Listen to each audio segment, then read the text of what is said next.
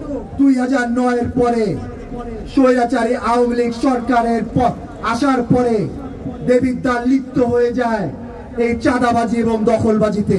আমি সুস্পষ্টভাবে বলে দিতে চাই, মঞ্জুরুল হাসান মুন্সি জিরো টলারেন্স চাঁদাবাজি দখলবাজিতে।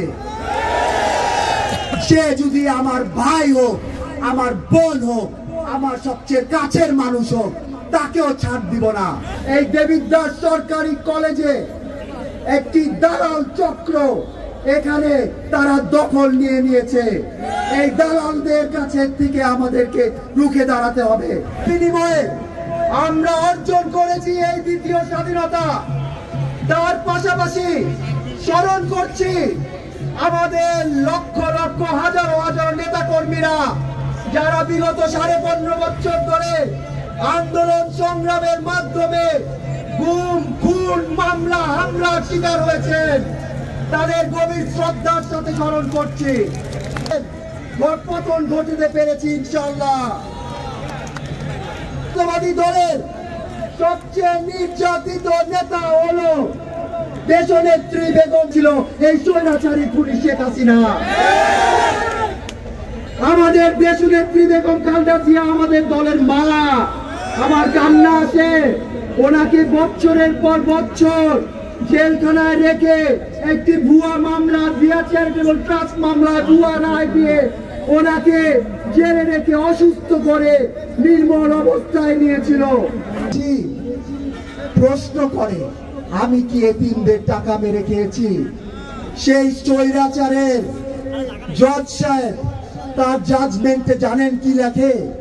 সে লেখে যে বেগম খালেদা জিয়া স্বীকার করেন যে সে এতিমদের টাকা মেরে খেয়েছে।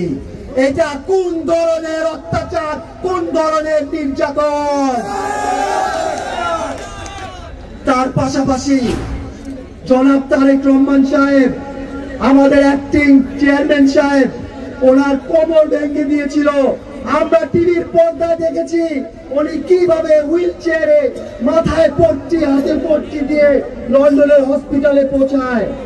তারপরেও আমাদের দেশটার তারেক রহমান সাহেব লন্ডন বসে আমাদের দলকে পরিচালনা করে, আমাদের দলকে সুসংগঠিত রেখে, আমাদেরকে মাঠে রেখে আন্দোলন সংগ্রাম করিয়ে আমরা শেখ হাসিনার পতন ঘটিয়েছি। দেবিদ্বারে আলহাজ ইঞ্জিনিয়ার মঞ্জুরুল হাসান মুন্সির চেয়ে কোনো বড় নির্যাতিত নেতা নেই। তার বিরুদ্ধে 22টা মামলা, 28টা মামলা, তাকে 22 মাস জেলে রাখা হয়েছিল। তাকে অস্ত্র দেবিদ্বার একটি গেঞ্জি এবং পায়জামা দিয়ে ওপেন ভ্যানে হ্যান্ডকাফ লাগিয়ে অস্ত্র দেবিদ্বার ঘুরিয়েছিল। এগুলার সবকিছু ন্যায় বিচার আমরা চাই না। আমরা কি চাই না? আমি এখন আপনাদের কাছে দেবিদ্বারের কিছু গুরুত্বপূর্ণ ইস্যু তুলে ধরতে চাই। এই 15.5 বছরে আমাদের সরকারি বিভিন্ন খাত ধ্বংসের প্রতি, বিরক্তির প্রতি। আমাদের দেবিদ্বারের শিক্ষা খাত নিয়ে কথা বললে না হয়। আমাদের দেবিদ্বারে অনেক স্কুল কলেজ প্রতিষ্ঠা করে দিয়ে গিয়েছিল আলহাজ ইঞ্জিনিয়ার মঞ্জুরুল হাসান মুন্সি। এই 15.5 বছরে অনেক বেসরকারি স্কুল কলেজও কিন্তু প্রতিষ্ঠিত হয়। কিন্তু আমি আপনাদের কাছে প্রশ্ন, এই 15 বছরে আমাদের যারা স্বৈরাচারী এমপি, ভোটবিহীন এমপি ছিল, তারা কি শিক্ষার মানকে উন্নয়ন করতে পেরেছে? আমাদের শিক্ষার গুণগত মান যদি কথা বলি, এখানে আমাদের শিক্ষকদের পেশাদারিত্বর অভাব, আমাদের টিচার নিয়োগে দুর্নীতিগ্রস্ত। এর আগের এমপিরা একটি টিচার নিয়োগের জন্য লক্ষ লক্ষ টাকা তারা ঘুষ নিয়েছে। আলহাজ ইঞ্জিনিয়ার মঞ্জুরুল হাসান মুন্সি যখন দেবিদ্বারের এমপি ছিল, তখন প্রতিটি টিচারের নিয়োগ তার যোগ্যতার হিসাবে হতো, যোগ্য ব্যক্তিকে যোগ্য সিটে বসানো হতো। আরেকটি কারণ আমাদের শিক্ষার গুণগত মান এত নিচে নেমে গিয়েছে, সেটা হলো আমাদের গার্ডিয়ানদের মধ্যে অবহেলা আছে। তার পাশাপাশি স্টুডেন্ট এবং টিচারদের সমন্বয়হীনতা আছে, প্রশাসনিক দুর্বলতা এবং প্রশাসনের মধ্যে দুর্নীতিগ্রস্ত হয়ে আমাদের শিক্ষাঘাটটা পুরো নষ্ট হয়ে গিয়েছে। আমি অনেকগুলি হাই স্কুল, প্রাইমারি স্কুল ঘুরেছি দেবিদ্বারে। এই প্রতিষ্ঠানগুলো খুবই অবহেলিত। এগুলা সমাধান করতে প্রথমে আমাদেরকে শিক্ষক প্রশিক্ষণ দরকার, প্রযুক্তির মাধ্যমে শিক্ষা ব্যবস্থা করতে হবে, গার্ডিয়ানদেরকে আরো সচেতন হতে হবে, প্রশাসনের আরো গুরুত্বপূর্ণ ভূমিকা রাখতে হবে এবং শিক্ষা প্রতিষ্ঠানগুলা নতুন করে মেরামত করতে হবে। সর্বশেষে শিক্ষার গুণগত মান উন্নয়ন করতে আমাদেরকে প্রশাসন, শিক্ষক এবং গার্ডিয়ানদের মধ্যে একটি সমন্বয় করতে হবে। শিক্ষার প্রতিষ্ঠান বাড়ালে শিক্ষার মান, গুণগত মান উপরে হয় না।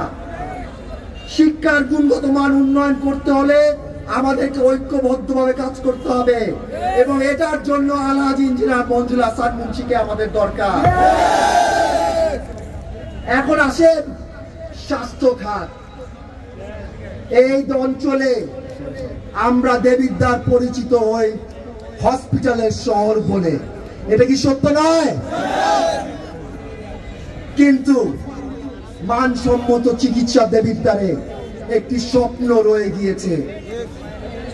দেবিদ্বারে অবহেলিত শিক্ষা খাতের জন্য আমরা সুচিকিৎসা ঠিক মতন পাইনি। আপনারা নিশ্চয়ই মনে আছে, আলহাজ ইঞ্জিনিয়ার মঞ্জুল হাসান মুন্সি যখন আপনাদের নির্বাচিত সংসদ সদস্য ছিল, উনি দেবিদ্বার সরকারি হসপিটালে 50 শয্যার সুবিধা ব্যবস্থা করে দিয়েছিল। এইটা দেবিদ্বারে একটি মাইল ফলক হিসাবে কিন্তু আছে। তারপরে এই বিগত 15 বছর আওয়ামী লীগের পাওয়ারফুল এমপিরা কোনো উন্নয়নে হসপিটালে আনেনি, কোনো নতুন মেডিকেল ইকুইপমেন্ট আনেনি। দুর্নীতির মাধ্যমে ডক্টর, টেকনিশিয়ানদেরকে নিয়োগ দেওয়া হয়েছে। আমাদেরকে তার পাশাপাশি এই দেবিদ্বার সরকারি কলেজে একটি দালাল চক্র এখানে তারা দখল নিয়ে নিয়েছে। এই দালালদের কাছে থেকে আমাদেরকে রুখে দাঁড়াতে হবে। আমি প্রশাসনের কাছে আহ্বান করছি যে আপনারা এই দালালদেরকে সরান, না হলে কিন্তু আলহাজ ইঞ্জিনিয়ার মঞ্জুল হাসান মুন্সি নিজে এসে তাদেরকে চড়িয়ে হাত দিয়ে এসে সরিয়ে দিবে ইনশাআল্লাহ।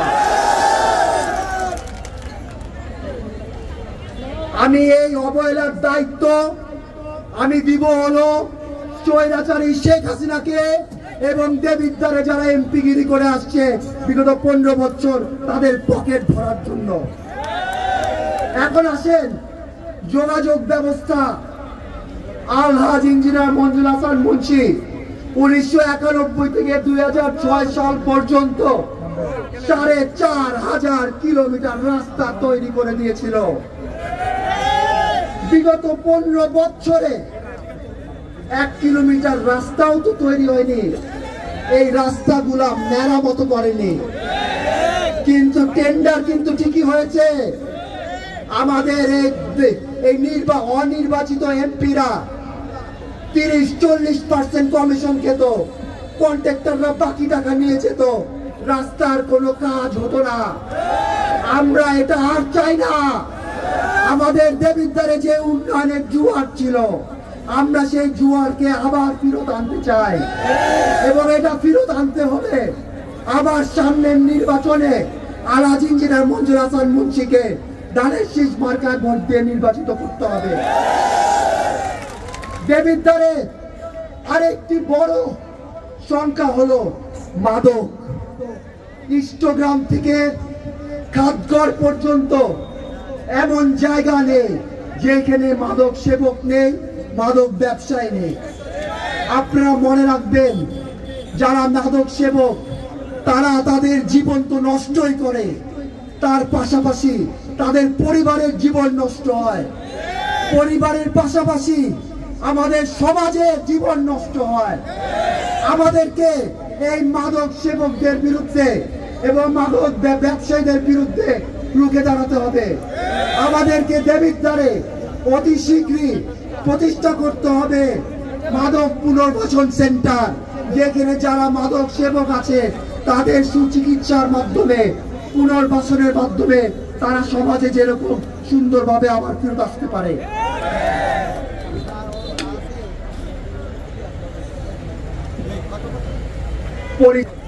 দেবিদ্বারের সবচেয়ে বড় সংখ্যা চাঁদাবাজি, দখলবাজি। এই চাঁদাবাজি, দখলবাজি কিন্তু 91 থেকে 2006 সাল পর্যন্ত কেউ সাহস পেত না, কিন্তু 2009-এর পরে স্বৈরাচারী আওয়ামী লীগ সরকারের আসার পরে দেবিদ্বার লিপ্ত হয়ে যায় এই চাঁদাবাজি এবং দখলবাজিতে। 5ই আগস্টের পর কিছু সংখ্যার মানুষ বিএনপির নাম ভাঙ্গিয়ে, মঞ্জুরুল হাসান মুন্সির নাম ভাঙ্গিয়ে এখনো চাঁদাবাজি দখলবাজিতে লিপ্ত। আমি সুস্পষ্টভাবে বলে দিতে চাই, মঞ্জুরুল হাসান মুন্সি জিরো টলারেন্স চাঁদাবাজি দখলবাজিতে। সে যদি আমার ভাই হোক, আমার বোন হোক, আমার সবচেয়ে কাছের মানুষ হোক, তাকেও ছাড় দিব না, এইটা বিশ্বাস করেন।